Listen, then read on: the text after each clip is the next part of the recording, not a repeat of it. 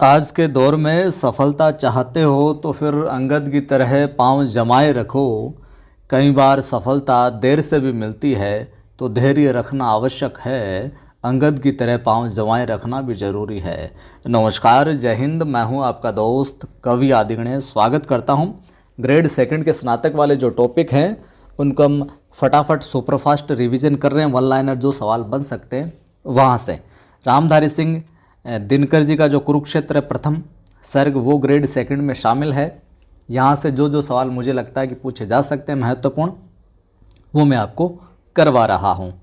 अच्छा लगे आपको तो लाइक किया करें, वीडियो साझा किया करें, शेयर किया करें दोस्तों को। पहली बार देखने वाले सब्सक्राइब कर लेना। टेलीग्राम का लिंक डिस्क्रिप्शन में मिल जाएगा। कवि आदि गणेश हिंदी नाम से अपना टेलीग्राम चैनल है जिस पर 9200 से अधिक साथी जुड़े हुए हैं, उसको आप ज्वाइन कर सकते हैं। प्रारंभ करते हैं। पहला सवाल परिचय से देखते हैं। तो जन्म की बात करें, कब और कहाँ हुआ रामधारी सिंह दिनकर, तो 1908 में होता है। ग्राम सिमरिया, जिला मुंगेर, बिहार के अंदर। 1908 ध्यान रखना है, जिला मुंगेर ध्यान रखना, बिहार में गांव सिमरिया।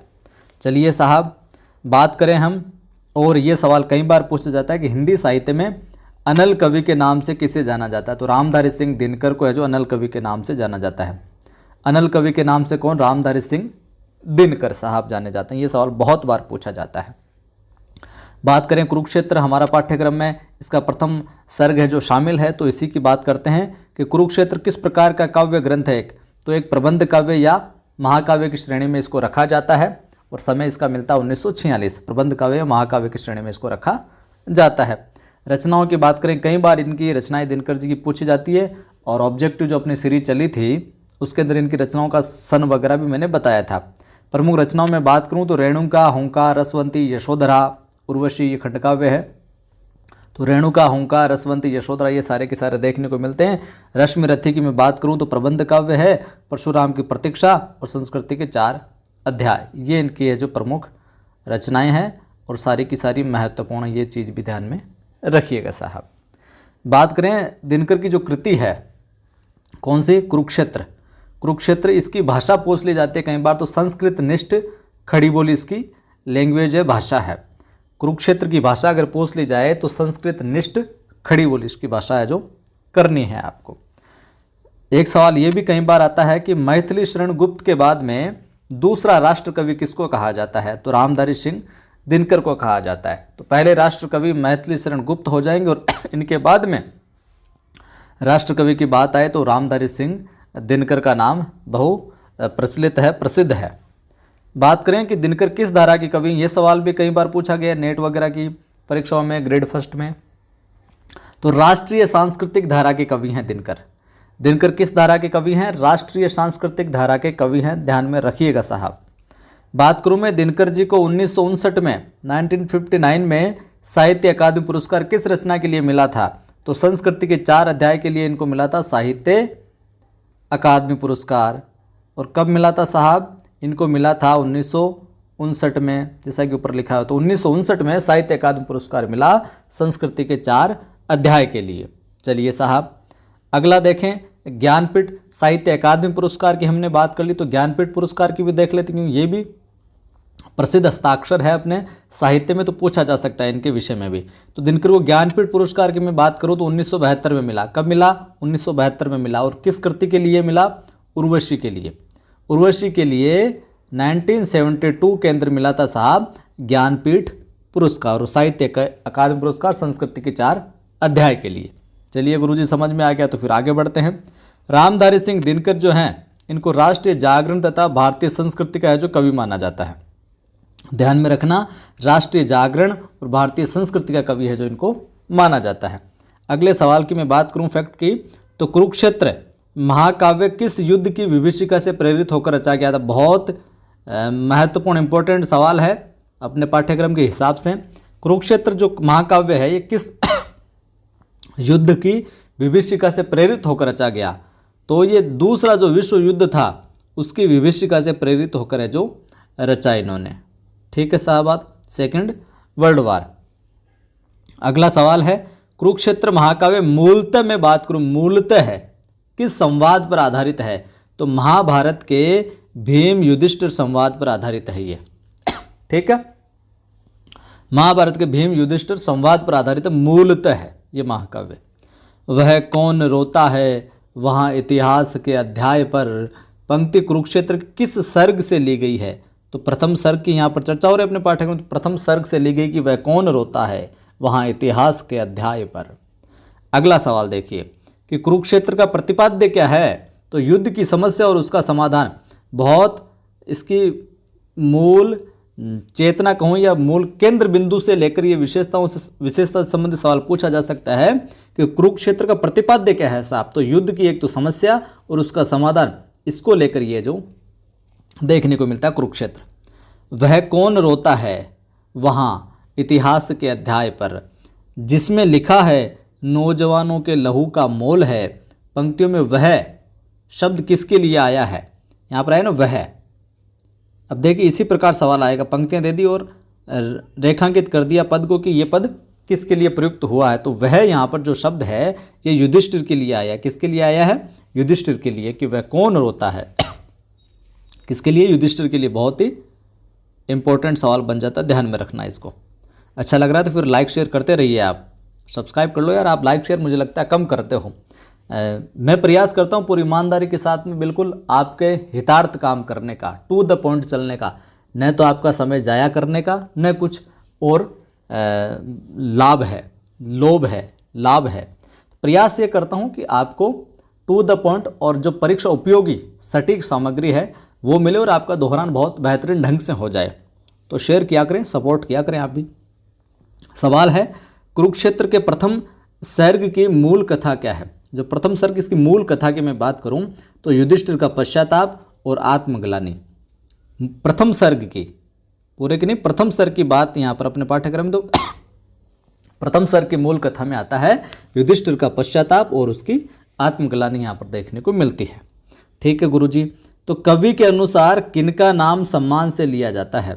कवि के अकॉर्डिंग किनका नाम सम्मान से लिया जाता है? जिन्होंने अपने पति और पुत्रों को खो दिया उनका नाम सम्मान से जो लिया जाता है। इसको पढ़ोगे अपनी रचना को तो आपको ये सवाल देखने को, प्रसंग देखने को मिलेगा। एक अगला सवाल है, एक कुटिल राजनीति के युद्ध के बाद क्या सोचता है? एक कुटिल राजनीतिज्ञ, माफ कीजिएगा, एक कुटिल राजनीतिज्ञ युद्ध के बाद क्या सोचता है? वो सोचता है कि रक्त तो बहा किंतु सारे देश की प्रतिष्ठा लाज है जो बच गई। जो कुटिल राजनीतिज्ञ होता है वो यही सोचता है कि रक्त तो बहा किंतु सारे देश की प्रतिष्ठा लाज है जो बच गई। साहब ये सवाल भी इंपॉर्टेंट है, ध्यान में रखिएगा आप। अगला सवाल है, जिसका हृदय उतना मलिन जितना कि शीर्ष वलक्ष है। वलक्ष को रेखांकित किया गया यहाँ पर कि जिसका हृदय उतना मलिन जितना कि शीर्ष वलक्ष है। यहाँ पर रेखांकित पद का अर्थ है तो वलक्ष यानी स्वच्छ, पवित्र, स्वच्छ या पवित्र, ध्यान में रखना, ये भी अच्छा सवाल बन सकता है। अगला है, जो युद्ध करना नहीं चाहते फिर भी उनको युद्ध की ओर धकेल देता है वह कौन होता है? तो वह कौन होता है? कुटिल राजनीतिज्ञ ही होता है साहब। युद्ध करना नहीं चाहते उनको भी युद्ध की ओर धकेल देता है। अगला सवाल है, रक्त से खींचकर समर की मेदिनी, मेदिनी यहाँ पर अंडरलाइन, मेदिनी हो गई है लाल नीचे कोस पर, माफ कीजिए यहाँ पर सींच कर, रक्त से सींच कर समर की मेदिनी हो गई है लाल नीचे कोस भर। रेखांकित शब्द मेदिनी का अर्थ है पृथ्वी। ये सवाल पहले भी पूछा गया है। मेदिनी का अर्थ पृथ्वी होगा, क्या होगा? पृथ्वी। इंपॉर्टेंट सवाल, ध्यान में रखना। अगला सवाल में बात करूं तो युद्ध के अंदर जीतने के लिए मनुष्य किनका लहू बहाने से भी है जो नहीं कतराता है? तो अपने सगे संबंधियों का लहू बहाने से भी है जो व्यक्ति है जो नहीं कतराता युद्ध के अंदर। ये बात है जो अपने से कुरुक्षेत्र में आई है। अगला सवाल देखूं मैं तो कुटिल व्यक्तियों नेताओं के पेट में कौन सी अग्नि जलती रहती है? स्वार्थ की, लालच की अग्नि जलती रहती है। ये सवाल भी पूछा जा सकता है कि कुटिल व्यक्ति जो होते हैं, नेता होते हैं, उनके पेट में किस प्रकार की अग्नि जलती रहती है? तो स्वार्थ और लालच की अग्नि, स्वार्थ या लालच की अग्नि है जो जलती रहती है, ध्यान में रखना इसको। अगला सवाल है, और जब पविकाय पांडव भीम ने रेखांकित पद द्रोण सुत के शीश की मणि छीन कर हाथ में रख दी प्रिया के मगन हो 5 नन्हे बालकों के मूल्य सी। तो पंक्तियों में द्रोण सुत किसके लिए आया है? द्रोण सुत किसके लिए आया है? अश्वत्थामा के लिए आया है। बहुत अच्छा सवाल है जो बन सकता है। द्रोणसुत किसके लिए आया है? अश्वत्थामा के लिए आया है। ध्यान में रखना इस बात को भी। अगला सवाल, जैसे कि वही है पंक्तियां, लेकिन यहाँ पर और जब पविकाय पांडव भीम ने द्रोणसुत के शीश की मणि छीन कर हाथ में रख दी, प्रिया के मगन हो 5 अन्य बाल को मूले। तो यहाँ पर रेखांकित पद मैंने रेखांकित इसको किया यहाँ पर पविकाय को। तो पविकाय का रेखांकित पद का अर्थ बताना। पविकाय का अर्थ होता है कठोरांग, कठोरंग, कठोरांग। पविकाय यानी कठोरांग। ठीक है, ध्यान में रखना इस बात को भी। अगला सवाल है, चाहता था प्राप्त में करना जिसे। पंक्ति में यहाँ मैं किसके लिए आया है कि चाहता था मैं किसके लिए आया? तो मैं आया यहाँ पर युधिष्ठिर के लिए। किसके लिए आया? मैं युधिष्ठिर के लिए आया है। अगला सवाल फिर इसी पंक्ति से कि चाहता था प्राप्त में करना जैसे। पंक्ति में युधिष्ठिर क्या प्राप्त करना चाहता था? ये किसकी ओर, किस ओर संकेत करता है? शांति और आत्मसंतोष। शांति और आत्मसंतोष प्राप्त करना चाहता था, तो वो उसे मिला नहीं। आगे बात करते हैं, दब गए कौन्ते दुर्वह भार से। यहाँ कौन्ते किसके लिए आया है? तो कौन्ते यहाँ पर युधिष्ठिर के लिए आया है। कौन्ते किसके लिए है? युधिष्ठिर के लिए। दब गया कौन्ते दुर्वह भार से। अगला देखिए, 5 ही असहिष्णु नर। रेखांकित है 5 ही असहिष्णु नर के द्वेष से हो गया संहार पूरे देश का। रेखांकित पद किसके लिए प्रयुक्त हुआ है? तो पांडवों के लिए। किसके लिए? पांडवों के लिए। अगला सवाल, व्रत मुक्त केशी किसके लिए आया? द्रौपदी के लिए। ध्यान में रखना, महत्वपूर्ण बनता है ये सवाल। व्रत मुक्त केशी द्रौपदी के लिए। पीकर लहू जब आदमी के वक्ष का, वज्रांग पांडव भीम का मन हो चुका प्रशांत था।